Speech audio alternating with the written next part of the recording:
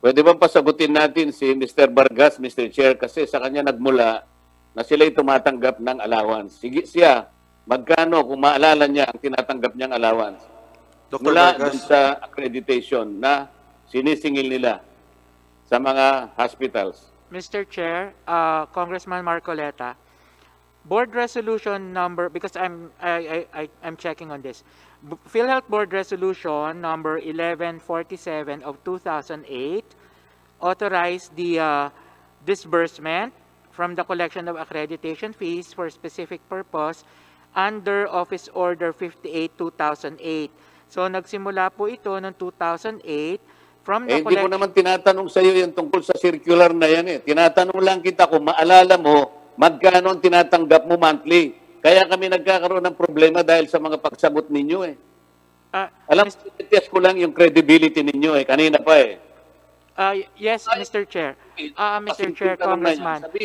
This is not given monthly. It was given annually, and I think po because this was stopped in 2014, more or less po 20,000 a year.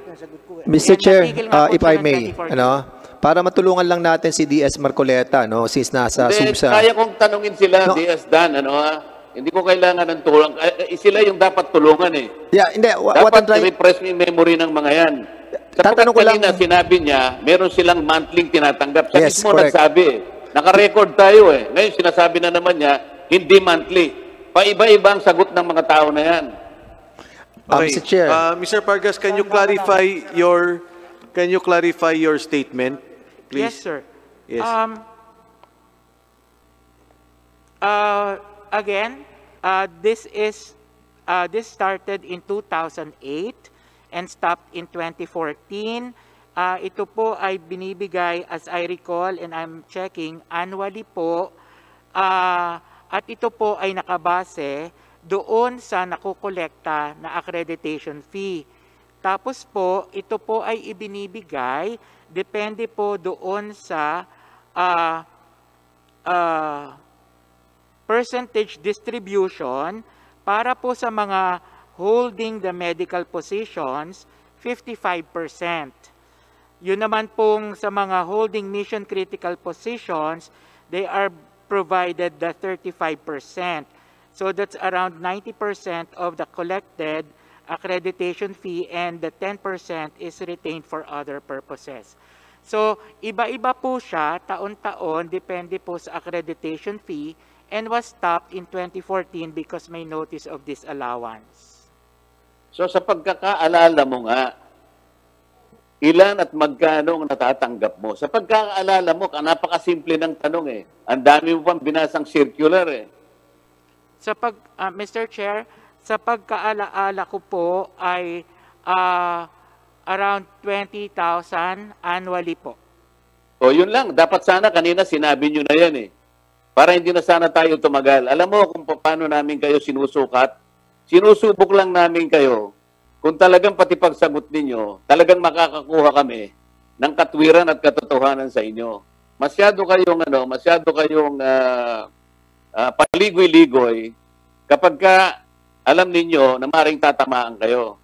Mr. Chair, meron ba tayong truth serum dyan? O kaya siguro pinakamaganda rito, tatagal kasi tayo eh. Kung meron tayong truth serum, sigurado tayo na lahat ng isasagot sa atin yan nakasalig sa katotohanan. O kaya, kumbaga sa mga engkanto, Mr. Chair, kung meron tayong kumukulong kawa na yan ay pahalukay natin kay Congressman Barbers, lilitaw yung mga tao, yung mga itsura ng mga tao, nakasama at sangkot sa mga sindikato. Kaso wala tayong kumukulong kawa, Mr. Chair, kaya hirap na hirap tayo, pinagtsatsagaan natin silang tanungin, paligoy-ligoy naman sila. Sana wag ganon.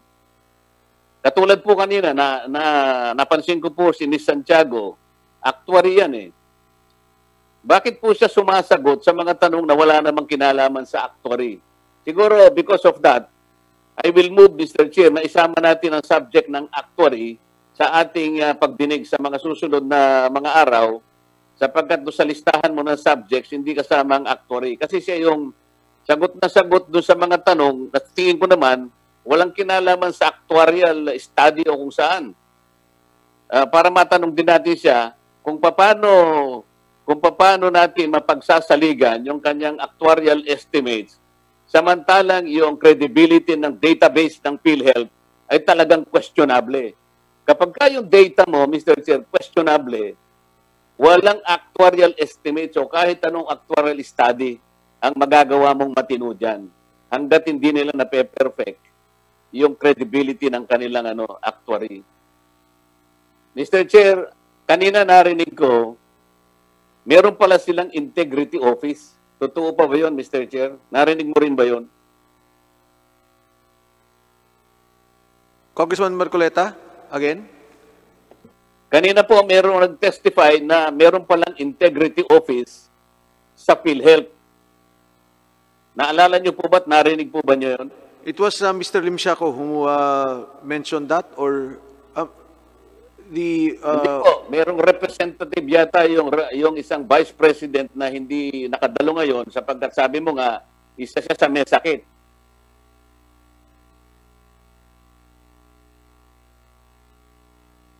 Attorney Del Rosario is the head of legal.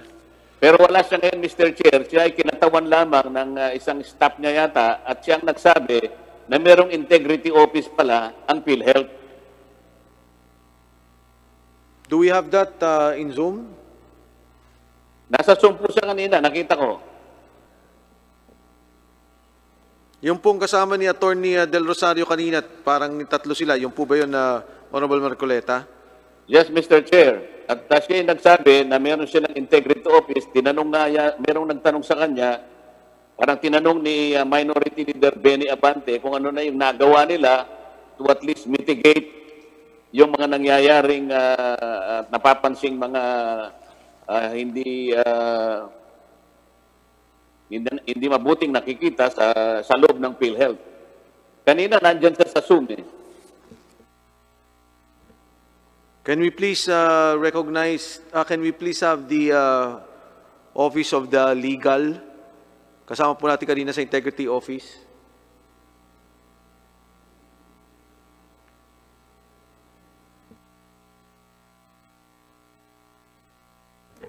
Your Honor, are you referring to Mr. Mangawang? Yes, Mr. Mangawang, is he still there?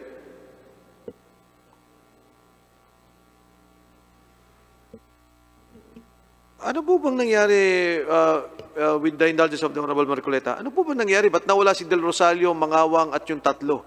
Sabay-sabay po ba nagkasakit yung tatlong yun? Yun nga yung tinatanong ko sa iyo, Mr. Chair eh. Yes, no, Honorable Marcoleta, yung tatlo kasi kanina was General Morales, Executive Vice President De Jesus, and Attorney Del Rosario. Pero tama po kayo, napansin ko rin kanina, nung kaninang nagsalita sila about the waiver doon sa AMLA, nawala na rin Sakit po po silang lahat. yung tatlo, nawala. Oo. Eh sabi ko nga sa inyo, baka they're only malingering, Mr. Chair. Hindi naman po pwedeng parang pinagtatawanan na lang nila tayo at pinalulusotan nila tayo ng ganito. Nagtityaga po tayo, lalong-lalo na po kayong nasa plenary ngayon. Alam po natin ang panganib ng COVID. May we direct the COMSEC to write letters to the following who were here earlier in Zoom to show cause for this committee not to issue an order of contempt. Ayun. And Mr. Chairman, if I may, Mr. Chair. Okay, Honorable Marcoleta. Mr. Pwede Chair. po bang, ano pong pangalan nila? Mr. Chairman, I'm Attorney Mangawang, Corporate Secretary. Attorney Mangawang, are you the deputized official of sino na yung sino na yung lawyer na nag-deputize sa'yo? Mr. Chair, Mr. Congressman, I am the Corporate Secretary. Yes, but you were earlier speaking for somebody who is a vice president because he is indisposed allegedly, hindi ba? It was not me who was answering the question earlier, Mr. Congressman. It was Attorney Roger Pocalan on behalf of SVP Jojo Del Rosario. Attorney Bucalan, because he was the one who fed us with information that there is a so-called integrity office in PhilHealth. Is this correct? That's what I've heard also, Mr. Congressman, from Attorney Roger What do you Pacala. mean you heard? Hindi mo alam na ikaw ang corporate secretary, sinabi niya merong integrity office, and now you are still supposed to verify kung totoo o hindi? Yes, there is integrity. I think monitoring committee is the name of the committee as part of the whistleblowing protection policy. That's the committee. Who are the members of this integrity committee? Mr. Congressman, I have to check the corporate order, but the head is the SVP for legal sector, Who is? who is Attorney Georgia Del Rosario. Who just fallen sick Yes, hours ago? yes, Mr. No, he had hypertension yesterday during the Senate hearing, and he had to go to the Senate clinic, I think twice, Mr. Congressman. Paano makakasiguro ang committee ito, attorney, na itong committee ito ay merong integrity para gawin yung function na inaasahan ng PhilHealth at ng publiko? Paano kami makakasiguro na itong opisinang ito is functioning within the objective set for itself, for the purpose of at least allaying the fears of the public, and as well as supporting and helping this committee press out the problems involving PhilHealth? Mr. Congressman, I think we just have to require the Integrity Monitoring Committee or Management Committee to submit a report of what it has done since its creation. So palaging ganun na lang. And then we will take the report as it is, na parang totoo yun. Na parang we hold it as true. Sino magbe-verify na totoo yun o hindi for our consumption? For example, may I give you some examples?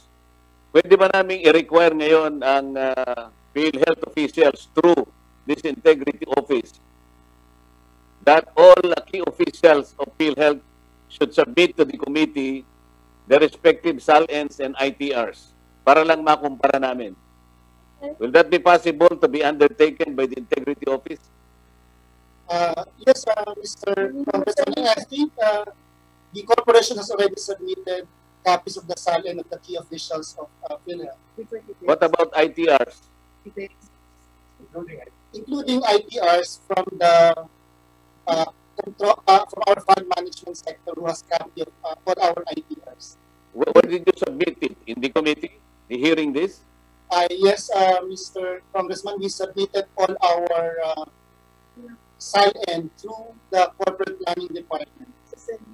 Mr. Chief, is this true that the key officials of PhilHealth have already submitted the respective SALNs and ITRs to this committee? Mr. Congressman, can we refer the question to the SVP for Management Services Sector, Mr. Dennis Mas, because the HRD is under his office, who has the copy of all the SALN of key officials of the corporation. Good afternoon, Congressman, Mr. Chair. I am Dennis Mas, Senior Vice President for Management Services. I handle HR and general services of PhilHealth. At PhilHealth, we have this PhilHealth Whistleblowing Committee.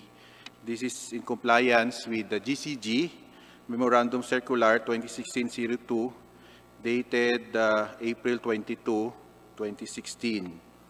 The coverage of this PhilHealth... Sorry to cut you short, Mr. Mas. No, I'm only asking you if you have already submitted, or if it is possible for this committee to submit copies of your SALNs Sir, and ITRs. I understand, to sir, this we committee. already submitted the SALN of all the request as requested by the Committee on Public Accounts.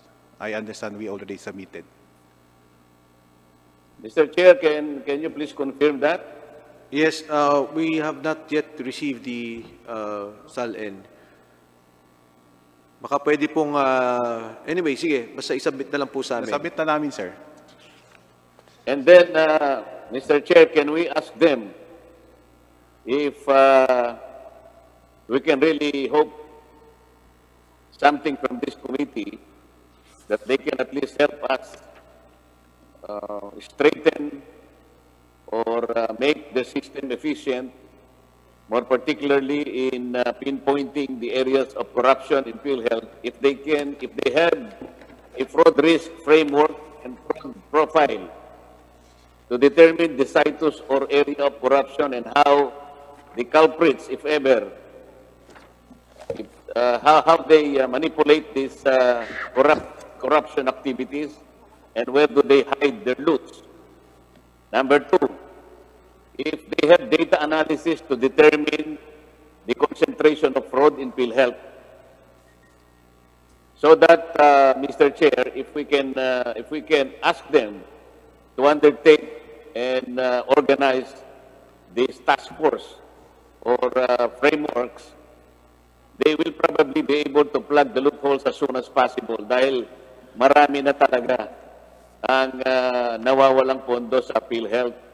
Na alam na nating kahit hindi pa natin napapatunayan ng lubusan, dito lang sa mga datos na pinresent mo, Mr. Chair, and on the assumption that the COA is quite accurate in submitting all this data, preliminary data to the committee, nakakakilabot, Mr. Chair. If I can go now to the ACR or the all-case rate, Mr. Chair, which is the subject matter of today's hearing, sino po bang pwedeng sumagot maliban kay si Dr. Vargas na lang bang sumasagot dyan? Wala na po bang ibang sumasagot? Honorable Marcoleta, before you proceed, nagsubmit na po pala sa HR pero hindi pa po submitted sa atin. So at any rate, I think you are asking for an official submit from this committee. Parang subpoena, sir. Pero Opo. na-prepare na ho namin. Yes. Pag release yun ng subpoena, i-release namin lahat. Yes. So if Na- there are no file na ho. yes, if there are no objections, we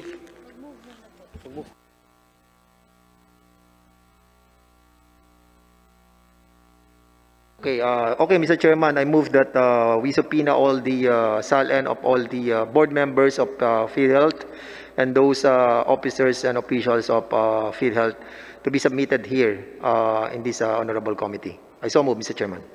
motion for the submission of the subpoena. We will also include in the motion what was relayed earlier by the Honorable Deputy Speaker Villafuerte on the waiver of the AMLA. So with that motion, there being no objection, motion is carried. So Committee Secretary is directed to issue the subpoena to the Philippine PhilHealth Corporation. The Honorable Marcoleta, you may continue. Salamat po, Mr. Chair. Bago po tayo napunta sa sistema ng all-case rate, ang matandang sistema ay yung tinatawag nating fee-for-service. Tama po ba yun sa PhilHealth? Mr. Chair, yes, Mr. Congressman Marcoleta. Ito pong fee-for-service ay ipinatupad hanggang 2014 lamang po. Tama po? Tama po. At pagkatapos tayo ay pumalaot na sa ibang sistema, kung tawagin nga natin ay all-case rate. Mr. Chair, Tama tama po. Ano po ba yung dahilan kung bakit pinalitan natin yung fee-for-service at ipinalit natin yung all-case rate?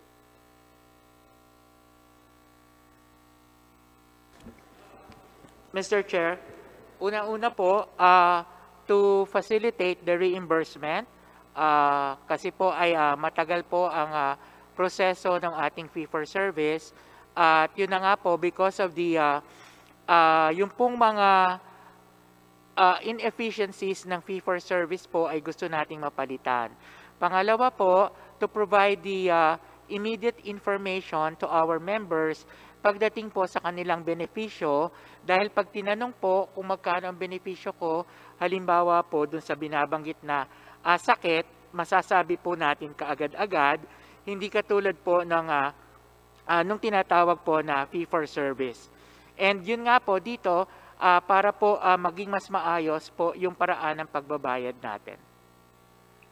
Sa mga tweet, Mr. Chair, ang sinasabi ni Dr. Vargas, kaya pinalitan yung fee for service, ay merong advantages na makukuha. Ang sinasabi niya, mapapacilitate po yung pagbayad, ma-address natin ang inefficiency, at kung ano-ano pang mabubuting bagay na nilalayon nung all case rate. Sa palagay niyo ba, Mr. Chair, Mr. Vargas, ito po bang layunin na ito ay natupad ngayon? Katulad po nung sinasabi niyong to facilitate, kanina po ang dami pong nagtanong at nag-testify na napakarami pa po ninyong outstanding na hindi nababayaran sa mga ospital. Anong pinag-iba ngayon ng fee for service at saka yung all case rate na hindi naman yung na-address yung talagang pinakalayunin kung bakit pumalaot kayo sa ibang sistema? Mr. Chair, ang atin pong, gaya po na nabanggit natin, isa ay yung para po mapabilis yung pagbabayad at nag-improve naman po ang ating turnaround time. However, meron talaga pong pagkakataon or may mga claims po na hindi kaagad natin mababayadan, lalong-lalo na kung ito ay mga claims na kailangan nating ibalik sa mga ospital para po mag-comply sila. However, meron pong mga pag-aaral na gawa na it actually improve po the turnaround time. Ngayon lamang pong panahon syempre ng pandemya ay kahit po kami ay hindi kaagad-agad nung una nakakapagproseso or nabawasan ang pagpoproseso dahil meron din po kaming mga, sumunod din po kami dun sa mga ECQ or MECQ. Pero again po, pagdating po dun sa mga maayos na claims, bumilis naman po ang ating pagbabayad. Dr. Vargas, ang ibig mo sabihin, ang consideration lang rito ay pagpapabilis. Hindi ba meron pang ibang considerations na mas importante dyan? Napabilis nga, pero napabilis din yung pagnanakaw ng pondo. Malaking problema pa rin, hindi ba? Katulad nitong case rate na ito, na sa aking tingin, ito ang pinakaugat kung bakit nagkakaganito ang pondo ninyo. Kanina po, yung pneumonia, ang talagang classic na example dito. Kung halimbawa, ang pneumonia po ay sa standard case rate ninyo is 15,000 pesos lang. Depende naman kasi sa grade o level ng hospital. Halimbawa, ang grade ng hospital level 1. Mas mura po yung kaysa sa level 2 o kaysa sa level 3. Paano kung halimbawa, ang nagastos niya sa 20 pesos na case rate ng pneumonia, ang nagastos niya lang halimbawa 10,000 pesos or 15,000 pesos. Hindi ba mandatorily babayaran mo rin yung 20,000, Dr. Vargas, kahit na yung service na ibinigay sa pasyente is less than that amount? Tama po? Mr. Chair, tama po because ang ating pong case rate ay fixed amount. Tama. Kanino po ngayon mapupunta yung ibinayad yung 20,000 pesos, samantalang ang nirender lang ng ospital, halimbawa, level 1 lang, ay 10,000 pesos. Kanino mo mapupunta yung 10,000 pesos? Babalik po ba sa inyo yon? Dahil, Mr. Chair, dahil po yung paraan... Ang tanong sa inyo, babalik ba sa inyo yung 10,000 pesos sapagat ang nagasta ng ospital na yon ay 10,000 pesos lang? Hindi po. Ito yung problema. Hindi babalik sa PhilHealth. Kanino mapupunta? Mr. Chair, nasa ospital po, kasama rin po ang ating doktor because kasama po dun sa rate natin ang bayad sa doktor. Ito nga ang problema, Dr. Vargas. Napakasimple nito. Binayaran mo ng 20,000 yung pasyente ng pneumonia sapagkat all case rate nga Mandatory babayaran mo Ang pinaka-problema, sinasabi ko sa inyo, hindi naman sa lahat ng pagkakataon, 20,000 nga yung bayad Paano yung maraming pagkakataon, maraming instances na 15,000 lang ang binayad o kaya 10,000 lang? Ibig sabihin yan, ang PhilHealth nagbibigay ng pondo, binabayaran ng isang serbisyo kahit hindi yun ang kanyang actual na serbisyo. Ang tawag po dyan, technically, is malversation, Dr. Vargas. Kung hindi nyo po nakikita ang legal implication yan. Bakit? Sana man lang po kung bumabalik sana sa inyo eh. Eh hindi. Kapag ka nagkasakit po at saka binigyan nyo ng 20,000 na ito na po yung kargada nun, all case rate, wala na po, hindi na po babalik yon. Money down the drain na po yon. Kaya po, nalulugso ang pondo ng fill rate ng dahil doon. Wala kayong sistema. Sana ang sistema po, ma-verify ninyo, okay, parang temporary lang yung 20,000. Pagkatapos, nung makita nyo na 50,000 lang, dapat i-refund sa inyo ng ospital. Sapagkat yun po naman ay hindi ginasta. Pera po ng ano yun, ng miyembro yun eh. Ganun dapat po para hindi naging ganyan ang kalagayan ng pondo natin. Bakit po noong 2012, Dr. Vargas, 23 cases lamang po ang pinag-aralan nyo sa case rate? 23 cases lang, hindi po ba? 2012, diyan kayo nag-umpisa. Tinetesting lamang po ninyo yun, di ba? Mr. Chair, opo, nung 20, yes po. Pagkatapos po ng 2014, nung mawala na yung fee for service, ginawa nyo ng lahat. Ano ang philosophy behind that? What is the logic behind encompassing all cases? Samantalang ang tinesting po ninyo is 23 lang. Pwede ba nyo ipaliwanag yon sa isang napaka-ikli at napaka-simpleng paliwanag? Mr. Chair, I would like, if you would allow me po, Mr. Congressman, in 2013, because of the evidences of the advantages of paying case rates, at ito po'y binabasa ko mula po sa circular, Sino po yung nagsabi niyan? Sino po yung gumawa ng circular na yan? Diyan po kayo magaling eh. Sinasabi niyo because of the advantages of so and so. Paano po ninyo nalaman na mayroong advantage?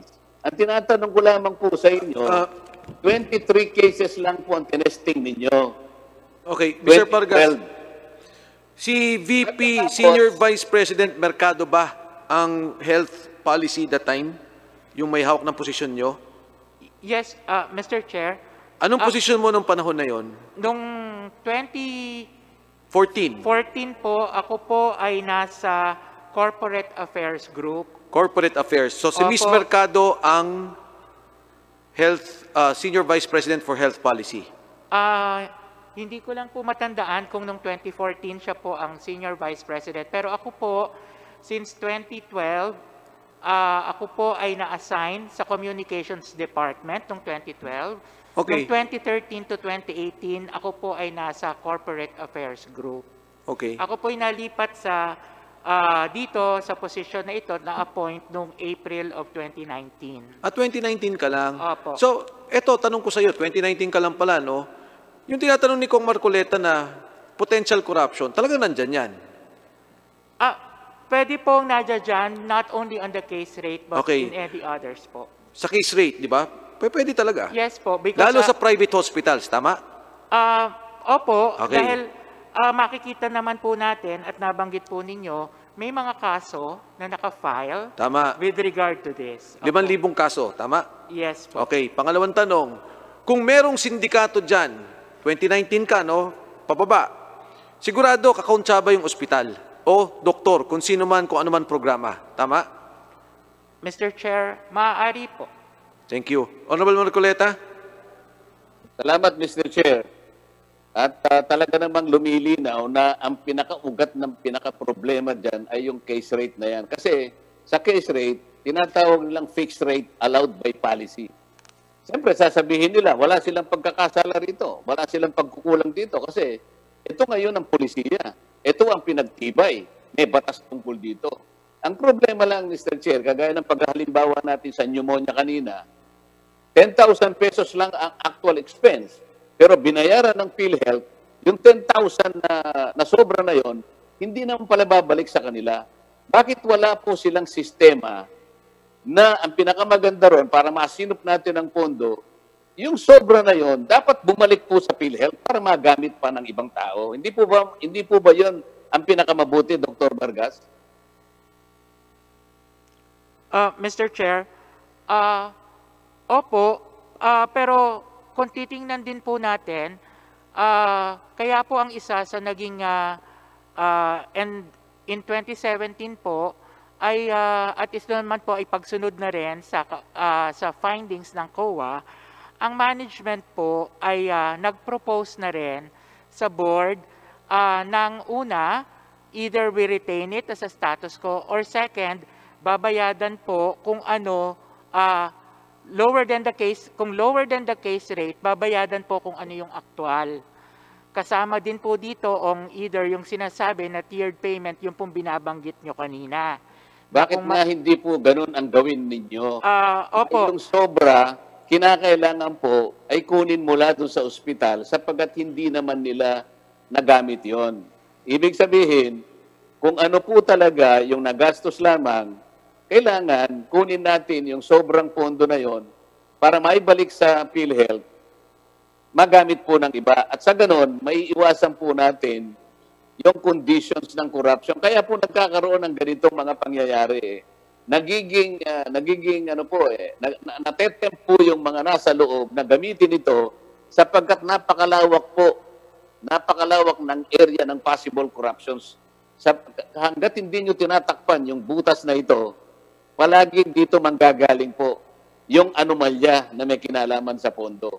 Mr. Bibigyan Vargas. ko po kayo ng isang magandang halimbawa. Paano nyo i-resolve ito? Ito pong merong isang mag-anak. Yung kanila pong anak na babae ay ipinasok sa Manila Doctors Hospital sapagkat nagkaroon ng nagkaroon ng bukol yung kanyang lieg. Pagkaraan po ng isang araw, na-diagnose po siya na meron po siyang COVID.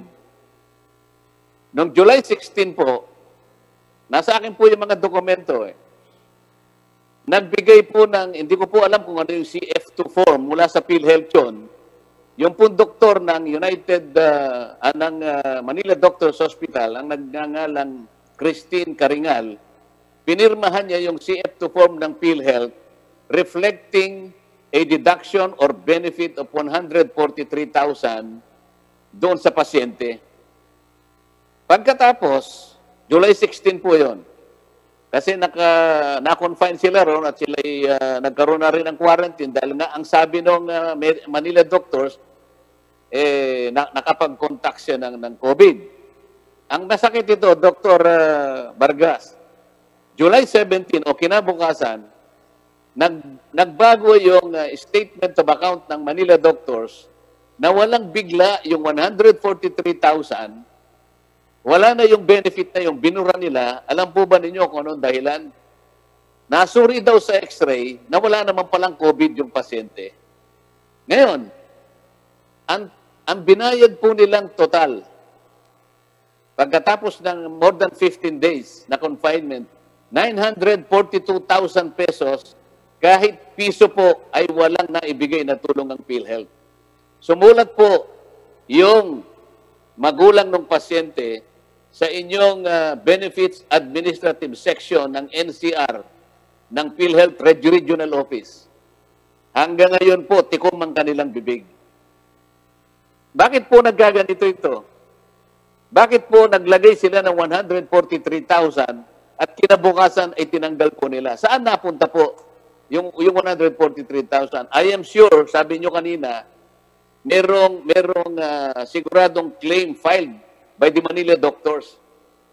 At maaari yung claim na yon, binayaran nyo na ng 143. Pero yung pasyente po, ni singkunduling wala pong nakuhang benepisyo. By August, alam po ba yung ginawa ng pasyente? In-update pa po niya yung contribution niya sa PhilHealth ng 5,000 pesos. Thinking or hoping that makakuha siya ng kahit anong benepisyo. More particularly, yung pinangako na pinirmahan ng doktor na 143,000. Pero hanggang ngayon po, wala silang binigay kahit na piso lang. Paano nyo i-resolve? Ito po yung case rate. Pagkatapos sasabihin nyo kanina, napakaraming advantages nito. Hindi po totoo yun. Kanina po nabanggit yung katarata. Babalikan ko kayo dito at kinakailangan magkaroon kayo ng sagot dito. Anong gagawin niyo sa Manila Doctors Hospital na nangako na magbibigay ng 143,000 pagkatapos ang kanyang siningil ay total of 942,000 without any benefit or credit to the poor patient. O ito pa po, isang example, para lang hindi ako mawala. Ito po yung cataract na pansin na binigyan ng diin kanina. Talagang makikita po ninyo kung nasan yung area ng corruption dito eh. Ito naman po ay isang maliit na clinic sa Marikina City. River Valley Eye Center, no? Hindi ko nababanggitin ang pangalan ng doktora. Ang procedure po ba ganito? Ito cataract lang po. Ang sabi nung River Valley Eye Center dito sa Marikina, o mamili ka kanya ng lente na gusto mo. Magmula sa 8,000 to 25,000 pesos. Iyon ang range kasi kanya iba-ibang lente, may nanggaling sa China, may nanggaling sa United Kingdom, sa US, etc., etc. So yung tao mukhang gusto naman niya siguro nanggaling naman siguro sa US imbes na China. Pinili niya yung 17,000. Ang buong akala niya, Dr. Vargas, sa 17,000 na yon, makakakuha siya ng discount. Yun ang pagkakaalam nila. Alam nila ang PhilHealth nakakatulong eh. Alam niyo ba ang ginawa ng River Valley Eye Center? Kinuha lamang yung kanyang PhilHealth membership data record. Pagkatapos ang sabi sa kanya, magbayad ka na ng 17,000. Paano po kanya? Wala po ba akong discount sa lente? Hindi na kanya, yung surgery kanya, okay na yon. Wala ka nang babayaran sa surgery. Ang napansin po dito, Dr. Vargas, wala man lang kapali-paliwanag, masyadong malihim yung ospital o kaya yung clinic kung ang pag-uusapan yung pagpapaliwanag ng karampatang benepisyo ng isang pasyente. Parang tikom na tikom, parang hindi sila transparent. No, parang mayroong secrecy doon sa pakikipag-negotiate nila sa pasyente.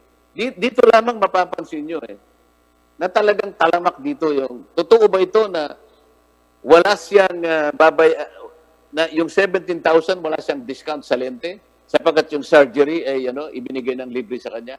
Bakit naman yung kapitbahay niya baligtad ang nangyari? Isang mata lang ang pinag-uusapan dito, Dr. Vargas. Yung kapitbahay niya, siningil ng 10,000 pesos, meron na siyang lente, libre na yung surgery. Bakit ganun ang nangyari? At saka, bakit ayaw nilang ipaliwanag kung ano ba talaga? Kasi, kahit ako ang pasyente siguro, Dr. Vargas, gusto ko sigurong malaman para sa referensya ko, ano ba talagang ginawa mo sa akin? Ano ba talagang gastos ko? Ba't hindi mo ibigay sa akin? Ba't hindi mo sabihin sa akin kung magkano talaga ang benefit na nakuha ko sa PhilHealth? Para hindi naman ako nagdududa sa'yo.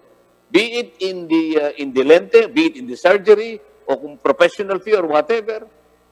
Dapat ganun ipaliwanag mismo nung pasyente, nung ospital, at saka nung clinic. Para sa ganun, yung pasyente hindi nag-aalala kung nakabayad siya ng sobra o bakit hindi man lang siya naayudahan ng PhilHealth.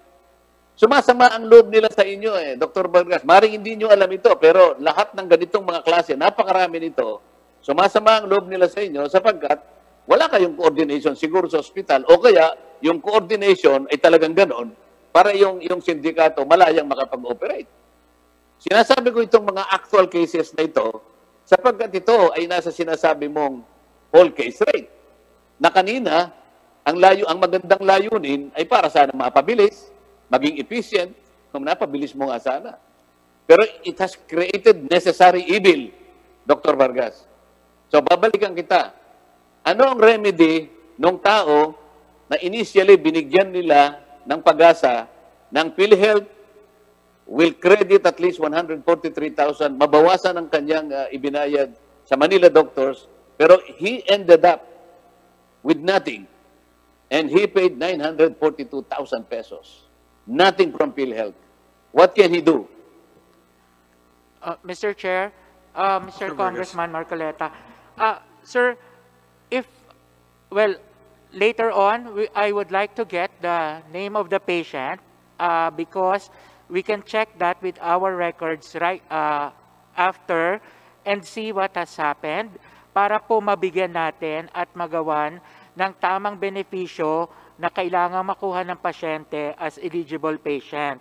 Second po, we will check with the hospital that you said kung ano po yung nangyari dito. So, and we will get back to you po kung ano po ang nakita natin pagdating una sa claim, kung paano po i-final ng ospital para po mas masagot ko kayo ng kung magkano ang benepisyo na kailangang mapapunta sa pasyente. Pangalawa po, pagdating naman po doon sa mga cataract cases, ang atin pong package for cataract is 16,000 at ito po ay hindi lamang para sa surgery. Ito po ay para po doon sa surgery at para sa bayad sa doktor. Pero doon po sa hospital charges, kasama po doon ang lente. Kasama rin po yung bayad sa operating room fee. Tapos yung pong binabanggit ng doktor na surgery na sinasabi niya ayon po sa inyo ay libre, doon po sa case rate may kasama po doong porsyento na para sa doktor, para sa surgery talaga. So ang isa po natin kailangan din nating ma-check, again, because we pay for the fixed rate, pero kung halimbawa po ang gusto ng pasyente na lente ay mas mahal, then maaari nga pong siya ay masingil ng ating mga ospital or ng clinic na binanggit nyo or ng doktor pagdating po doon. But again, we have to check on the data or on the claims. Ganon din po yung isa nyong nabanggit, kaya nga po, yon po. Pangalawa po is siguro po kailangan din namin talagang palakasin ang information campaign para po ang ating mga pasyente at ang ating mga miyembro ay mas alam po nila kung ano ang benepisyo na makukuha sa PhilHealth at dapat po itong benepisyong ito ay mai-demand po nila sa ating mga doktor at sa ating mga ospital. Because yun po yung talagang benepisyo na dapat makuha sila. Sa makatwid, inaamin mo rin, Dr. Vargas, na talagang yung pagpapaalam o yung information sa mga kababayan natin ay talagang mababa sapagkat nangyayari itong mga bagay na ito katulad nitong actual cases na sinabi ko sa iyo na kung saan napapansin nila malihim yung pakikitungo ng ospital sa kanila kapag ka ang kanilang tinatanong ay yung ayudang makukuha nila sa PhilHealth. Nahalata nila ito eh. Isang napakalaking bagay ito, sana mapansin nyo na dito talaga nag-uugat ang ito ang pinag-uugatan ng anomalya. Kung ito'y malinaw, kung ito'y transparent, hindi siguro kayo mapupunta sa ganyang kalagayan na ngayon ay dinidinig natin ang napakalaking sigalot na bumabalot ngayon sa PhilHealth. Opo. Kaya nandito yung pagkukulang. Kaya kanina tinatanong kita, baka mas maganda pa nga siguro kung fee for service na lang sapagkat itong fixed rate na sinasabi ninyo, nasasayang, nawawaldas ang pondo natin sapagkat mapipilitan kayo na bayaran yung isang serbisyo sa isang pasyente kahit na ito ay mas mababa doon sa original ninyong binayaran. Ngayon, wala pala kayong mekanismo para sana yon ay ma-recoup ninyo o makuha pabalik para yun sana ay mapaikot natin uli, magamit pa ng marami nating kababayan.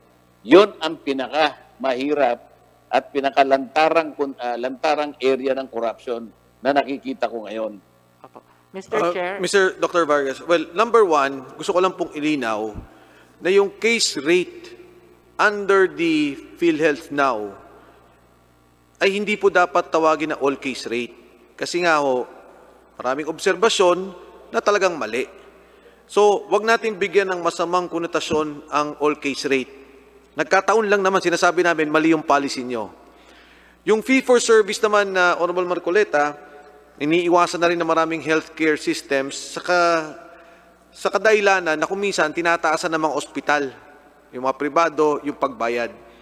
Kaya nga po yung sinabi natin sana, gawing ceiling. Yan yung ceiling ng pinakababayaran at pag-aralan ng tama kung magkano talaga ang dapat na bayad. Ngayon, Dr. Vargas, naintindihan ko, 2019 ka pala nandyan, no? But I think, first, number one, you don't defend the all case rate because you don't need to defend it. Okay, nasa corporate ka dati, pero hindi mo kailangan depensahan yan. And number two, kasama sa reforma dyan, yung baguhin yung ganitong sistema. Ano yung pinakatamang angkop na sistema para yung binabanggit ni Congressman Marcoleta ay magawa natin yung tamang pagbayad at hindi masayang ang pondo ng PhilHealth. Mr. Chair? Mr. Chair, Congressman Marcoleta.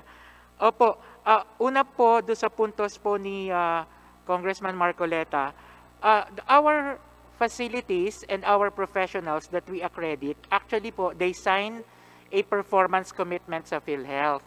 So, kasama po dyan sa performance commitment ang pagbibigay ng tamang impormasyon sa ating mga professional lalo, no? So kung ito may mga ganito po katulad ng nabanggit nyo na hindi man lamang nag-explain or hindi man lamang nagsasabi, again, if we can get the names of the doctors so that we can call their attention. Kasama naman po yan dun sa ating tinatawag na healthcare provider assessment monitoring. Doon naman po sa binabanggit ni Chair, tama po kayo. Sa ngayon po actually ay kami po ay pumupunta or tumutungo sa pagpapalit ng panibagong provider payment mechanism at ang tinitingnan po natin ngayon ay kung ano yung nasusulat sa batas ng Universal Healthcare Law. Sa ngayon po ang aming talagang ginagawa, especially po nung pumasok na ako dito sa sektor at ito naman po ay dala na rin ng mga direktiba, nag-OIC po ako ng 2018, no? April, na-appoint lang ako ng 2019. Kami po ay naggumagawa ng costing exercise. Ito po yung talagang pangangalap ng tamang presyo ng mga serbisyo na ibinibigay upang pagdating po, since meron na po tayo nitong tinatawag na costing, ay makakagawa na po tayo ng provider payment mechanism na kung saan i-determine na din po natin kung magkano ang dapat bayadan ng isang pasyente. Yun po yung tinatawag natin na co-payment. Magse-set po tayo ng tinatawag na fixed co-payment. Okay, Dr. Vargas, yung pong details na yan, you can discuss it within the PhilHealth because Yes. within Okay, the law, Mr. Chair. binibigyan namin kayo ng sapat na luwag para gawin yung tamang policy. Ang tanong ko sa inyo ganito, kanina sabi nyo, no, 3 bilyon ang nawala sa tansya ninyo on the all case rate. On the past years, nakita nyo naman yung pinakita kong COA audit reports. In the filing of the case, without necessarily pointing to anyone, willing kayo mag-sign ng affidavit kung magkano yung nawawalang pondo from 2018, 2019, nung kayo umupo, na 3 billion for 2020, I do not know, 2019, I do not know for 2018, but are you willing to sign an affidavit dun sa nawawalang pondo sa PhilHealth? Mr. Chair, again, gaya po ng binanggit ko kanina, sa larangan po noong tinatawag nating provider payment mechanism, kami po ay nagbabayad ng fixed amount. So, sa tingin po natin, hindi po siya Dr. nawawala. Vargas, simple po yung analysis, no? Yung underpayment, wala po yun eh. No?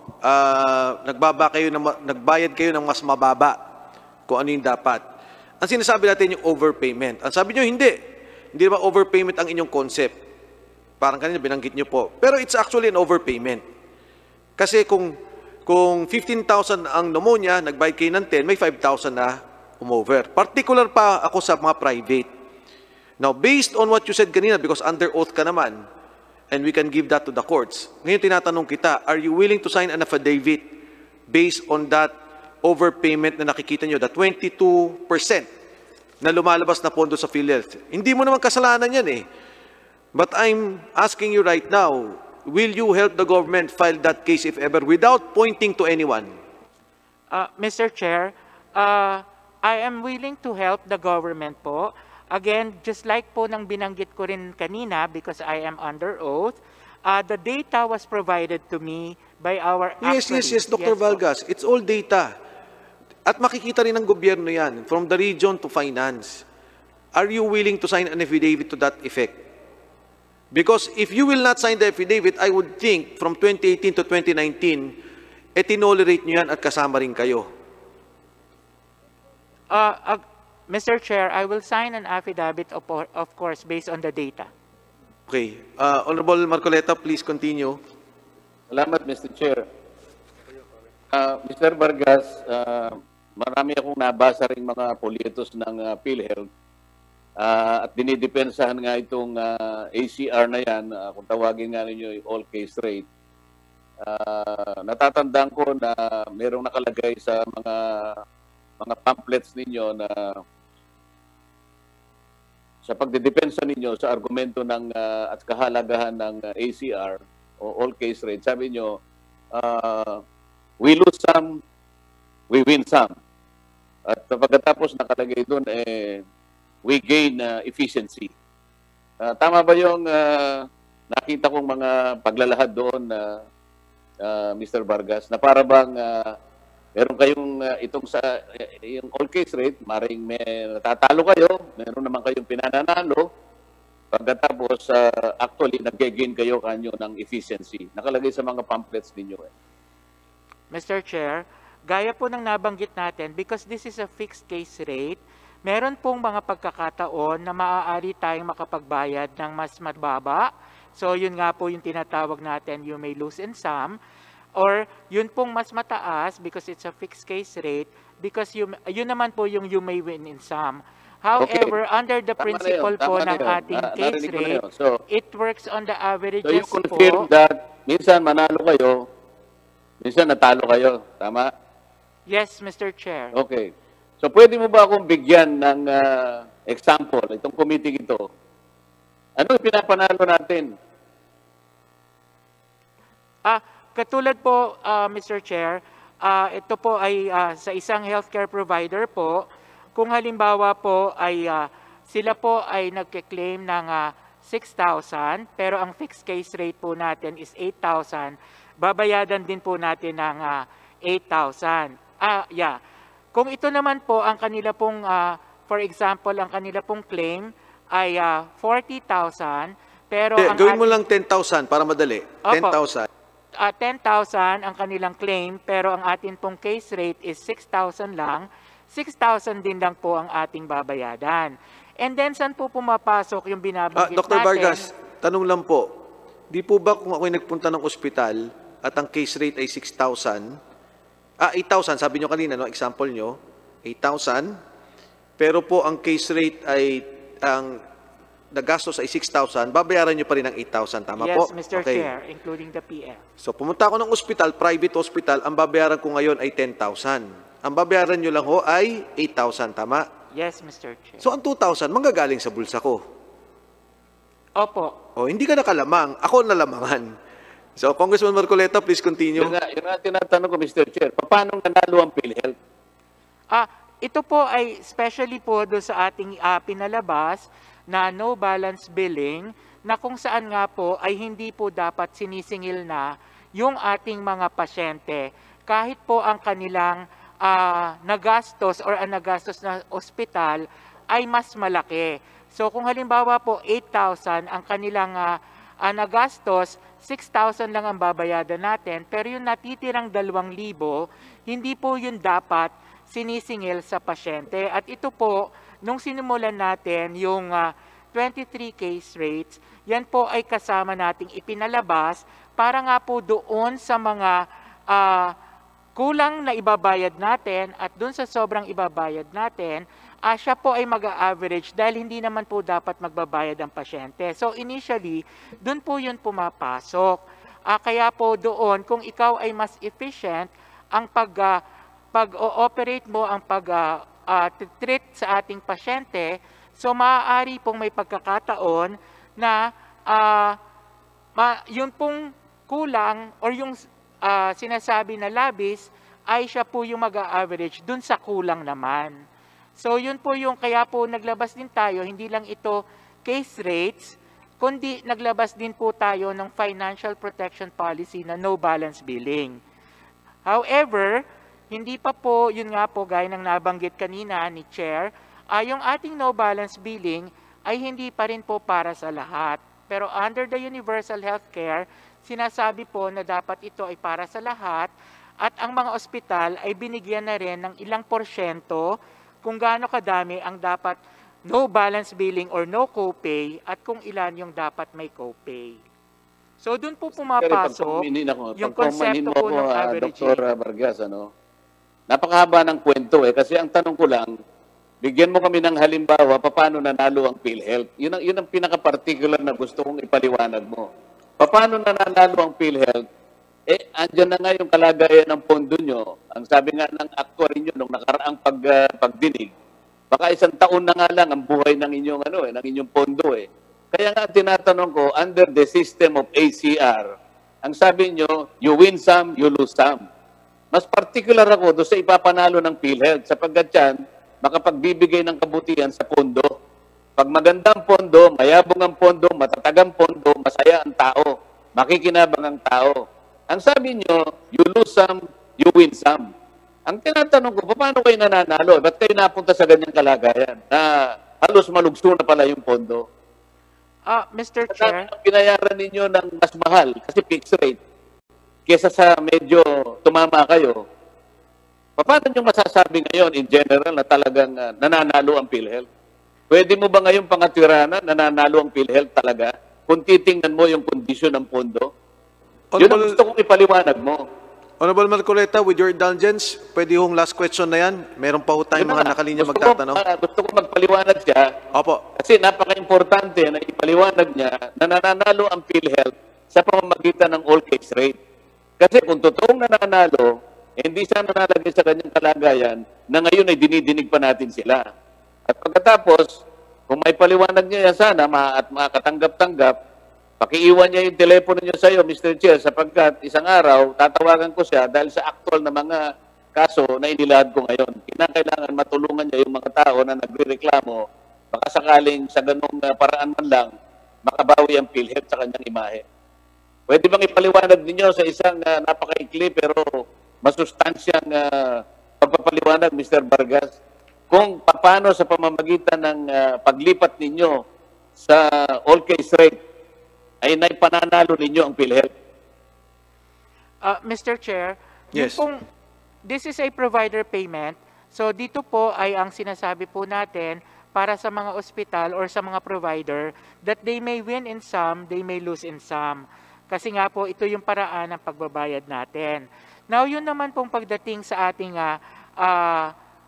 pondo sa PhilHealth, tama rin po kayo, tama rin po siya, Mr. Chair, sa pinapakita nila na maaaring lumaki na ang ibinabayad namin at marami din po kaming mga maaaring nagdi-defraud na ospital or providers sa amin na maaaring nagkiklaim ng mas mataas, nag-a-up case, kung kaya't yung mga yan po ay ating iniimbestigahan at yan din po ay ating pinapadaan sa legal na proseso. Yun naman pong nabanggit ninyo na sa isang taon ay maaari na lamang kaming maubusan ng pondo. Ito po naman po ay nanggaling po sa projection sa pag-aaral ng aming actuary dahil po una ay meron nga pong nangyari ngayon na pandemya na kung saan ang sinasabi po ay maaaring tumaas ang aming mga babayadan at maaari din po kaming mabawasan ng koleksyon pagdating sa premium kaya maapektuhan po yung aming pondo. Pero gaya nga din po ng nabanggit ni Chair at saka po ninyo kanina, dito po sa ating current system ay maaaring may nangyayaring fraud at itong fraud na ito na iniimbestigahan natin ay maaaring nanggagaling sa ospital, maaaring gagaling sa ating mga binabayadang providers, or again, sabi po baka pwede ay galing din sa aming mga korporasyon or within the design of the policy itself. Mr. Chair, hirap na hirap talaga akong maintindihan ng paliwanag niya. Ganito na lang, para matapos ako. Alin yung mas marami? Yung panalo ang PhilHealth o yung talo? Deputy Speaker Marcoleta, parang wala naman pong naipaliwanag na nanalo ang PhilHealth. Yun na nga eh. Kaya nga siguro, hanggang doon na lang siguro yung kanyang kayang ipaliwanag, pero ako hindi ko kayang tanggapin yun sapagkat mula sa kanila sinasabi niya, they win some, they lose some, they gain efficiency. Wala akong makitang efficiency na maski yung man lang na ipanalo eh. Ang katibayan, Mr. Chair, na walang naipanalo ang PhilHealth ay itong ginagawa nating pagdinig ngayon. Na ngayon ay nagsasakripisyo tayong lahat para lang matulungan natin ang ating bayan sana, maibalik natin ang pagtitiwala sa PhilHealth. With that, Mr. Chair, sana makuha mo ang telepono ni Mr. Vargas para kahit paano matawagan siya ng mga taong binanggit ko kanina, makatulong naman yung ipinangako ng PhilHealth para sa kanila. Salamat po, Mr. Chair, sa inyong pagbibigay ng panahon. Thank you, Honorable Marcoleta. Dr. Vargas, ang isa po sa mga pwede niyong sabihin na hindi naman talaga natalo, pero parehong talo ang situation, is public hospitals. Kasi pag nagbayad po kayo ng let's say 15,000 at naging 20,000 po yung, pneumonia, 15,000, pero ang totoong bill, 10,000, yung 5,000 na yun, papasok ko sa public hospital eh. Pero, yun po, para pumunta lang from one public fund to another public fund. Pero in a private hospital setup, talo po talaga tayo. Pero sa katotohanan, ang pasyente, either way, public or private, kung ano yung ceiling ninyo, out of pocket na niyang idadagdag yun. Sa sarili niya ng bulsa kukunin.